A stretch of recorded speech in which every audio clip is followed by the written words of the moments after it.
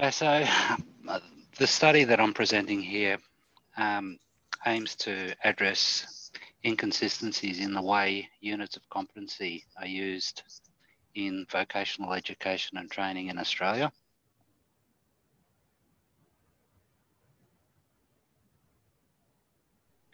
Basically, the vocational education and training sector in Australia sits somewhere in between secondary education and tertiary education or higher education. And it's a sector where basically people go to do technical qualifications. The foundation block in vocational education and training is a thing called a unit of competency. And units of competencies are grouped together to make up qualifications. And they are basically a competency standard. They outline how to do particular tasks.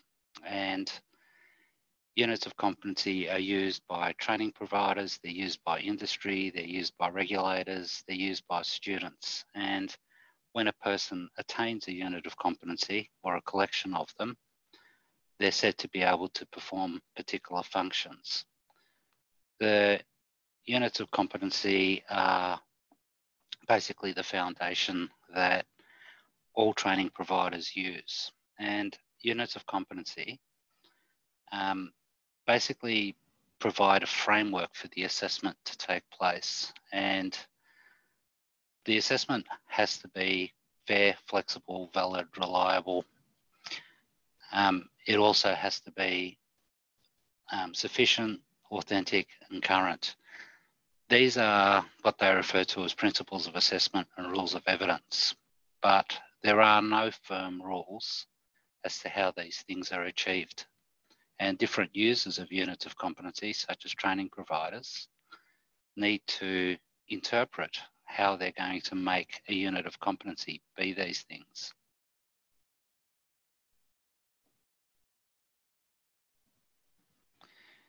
In competency-based assessment, vocational education and training is basically a system that utilises competency-based assessment. So a participant is determined as either competent or not yet competent. And competency is based on evidence. So assessors make judgments based on what they observe as to whether a person is competent or not against a particular framework or a competency standard.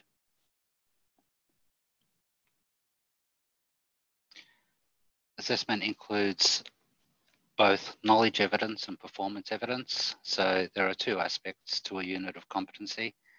The practical aspects that a person can demonstrate and the knowledge. So assessment tools are usually designed to get the tell aspect, or basically use written questions or oral questions, and the do aspect, which is generally observed.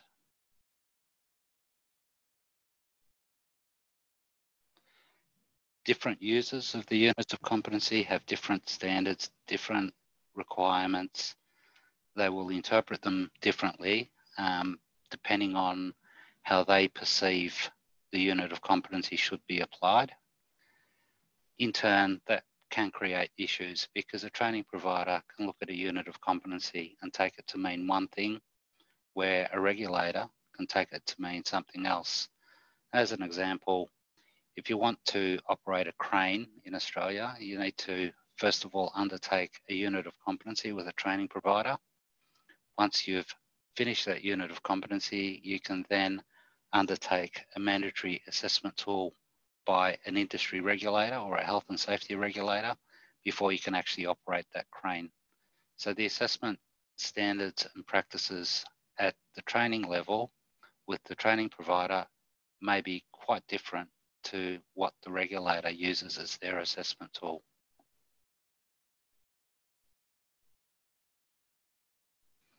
So the intent of a unit of competency is in its specification, and the competency standard is basically defined by the way the unit is written. And the unit is written very specifically. The problem at the moment is that everybody is supposed to interpret the unit of competency rather than use it as it is meant to be used explicitly.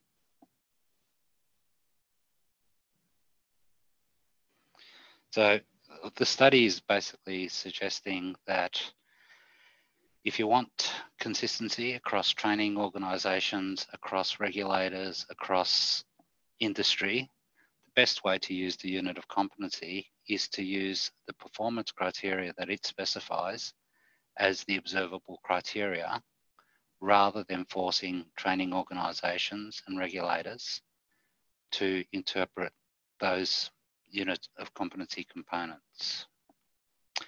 And that's the quick and short summary. I've noticed also that the full length version has been put into chat.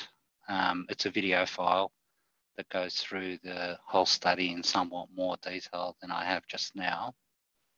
Happy to take any questions if there are any.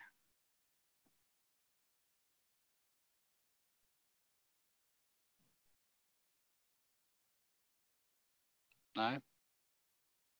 Well, thank you for the opportunity to present, and by all means, please take the time to watch the video file and read the associated paper. Thank you.